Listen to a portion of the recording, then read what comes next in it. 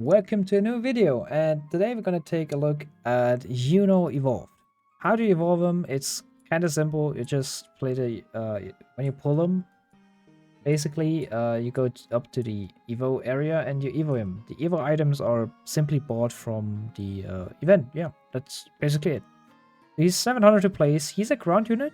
I expected him to be like a hill, but that's a huge splash AoE on placement. How much multi-hit do we have here? How much multi-hit?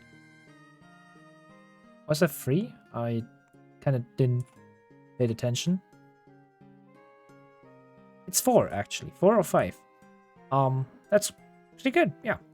I don't have Monarch on him, even though I'm on test server. I just don't have the time. I would like to go to sleep, so... Monarch is, we kind of calculated at the end, I'd say. So, you can see he also has a passive. And I love it. I love that all the new units have passives. I just love it. Because passives make the units more unique. Let's just upgrade him. Let's first upgrade him and see how good he is. So his first attack is like this wind stuff. He's also one of the first wind units, which is interesting. Even though element doesn't really matter in this game, sadly. Anyway, next attack. What is it? Is that a new attack? It's just like tornadoes, right? Yeah. Alright. Then we have dive. He turns into line. Interesting. And it's probably just a...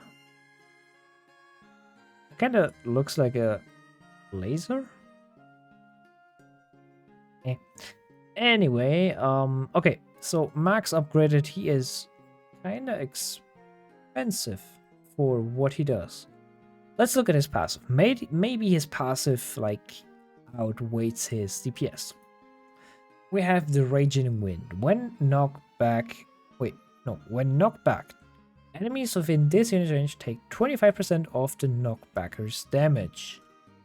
Okay, I do understand how he works. Sylph's Push. Every attack applies a small knockback on every enemy hit. 10 seconds. Global cooldown. Okay.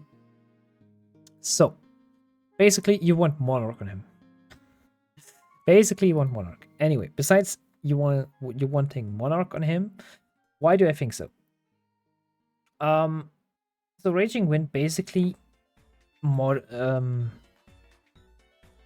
yeah, actually, I understand in like which direction they wanted to go with him. Let me put on 1x so I have enough time to talk. Basically, what they're trying to do, or at least that's my guess, they wanted to make a new time of team comp, a knockback team. So basically, when you combine this with Igris, whenever Igris knockbacks everything in his range, all of them would get 25% of Igris damage every time they get knocked back, besides Igris attacking.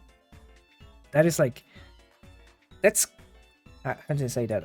It's not like a 25% buff to Igris passively, but it is like just a bonus.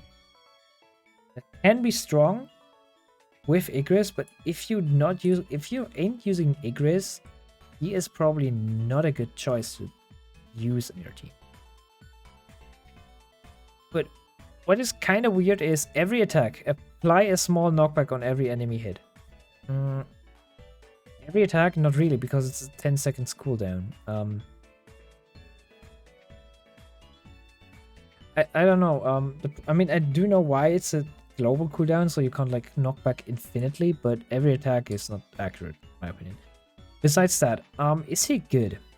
I mean, how much damage are we talking with like Monarch? With Monarch, that would be like... it's kind of hard to calculate because of Phoenix. Phoenix has like 50% damage boost, so he has 2 placements. Could end up at like... Okay, now my brain is not braining. I'd say he would end up at like 600 to 700k, which would make him as a like 100k DPS unit. Is that good? Is that good? You have to also think about his range. His range is only this huge because of Phoenix. So with Monarch, he lacks range a little bit. It's hard to say if he's good. Like, at the moment, I think he's missing, like, knockback units in the game to shine. Like, the only really good knockback unit is Igris.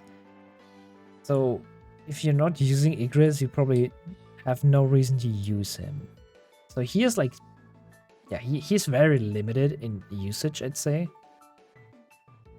It would be interesting if like all knockbacks are the same or if there's like differences in the knockbacks, but yeah. You have to use him with Igris for him to be strong, I guess. And you probably want Monarch because this is a global cooldown, so having two is... there's no real reason to place two and upgrade two of them. Yeah, I'd say he is okay. Even though he's an Evo. That's kind of weird that he's like an Evo. But besides that, I'd say he's decent if used with Igris. It probably needs some testing, but he on himself is not that great, but probably in, like, as I said, in a knockback team, he might be really, or a really good passive giver, if you want to say it like that. But yeah, that's it. Let me know in the comments what you think, and yeah, see you next video. Bye!